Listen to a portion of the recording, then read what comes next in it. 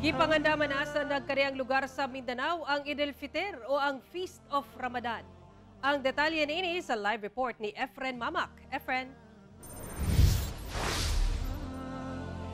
Sara human ang usa ka bulan nga pagpuas sa ipaygayon na ang Feast of Ramadan o Eid al-Fitr nga gipangandaman sa Muslim community sa Mindanao.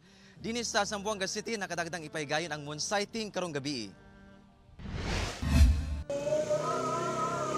Gila umang magpaygayon og moon sighting ang mga kaigsuonang Muslim sa Zamboanga City sugod alas 6 sa gabi, Abril 9. Aron makita ang pagsubang sa bulan nga senyales sa paghuman sa bulan sa Ramadan karong tuiga. Ang maestro nga si Bong Ladjapakan magulat kuno sa anunsyo gikan sa hingtungdan sa mga Islamic leader subay sa anunsyo. We have to follow the announcement or the confirmation from the Mufti of Region 9 of the moon sighting. For example, makita mamaya ang the crescent ng buwan ng Shawwal. Our Eid al-Fitr will be on tomorrow, Wednesday. Ang prayer na tawag na prayer Eid al-Fitr. O kung makita mamaya, for example, makita mamaya ang crescent ng buwan ng Shawwal na 6:30 ng umaga mag-start ng prayer.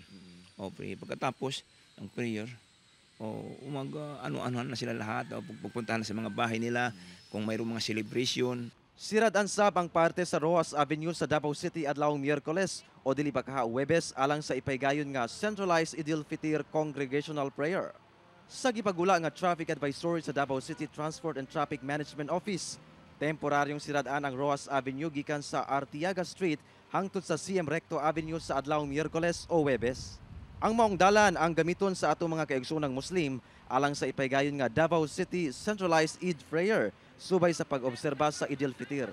Mamahimong muagi ang mga motorista sa Picas Calzada subay sa Jacinto Street. Gianunsyo sa Bangsamoro Darul Ifta nga ipaygayon karong adlaw ang moon sighting nga natunong sa ika-29 ka adlaw sa Ramadan. Ugaling makita ang crescent moon ugmang adlaw, ipaygayon ang Eid prayer apan kung dili sa adlawng Huwebes na agig timailhan sa pagtatapos sa sagradong bulan sa Ramadan. Sara, pipila ka minutos na lang magsugod na ang moon sighting sa atong mga kaigsuonang Muslim sa Zamboanga City. Ang uban kanila mo bisita sa baybay sa Artelim Boulevard o sa Barangay Patalon.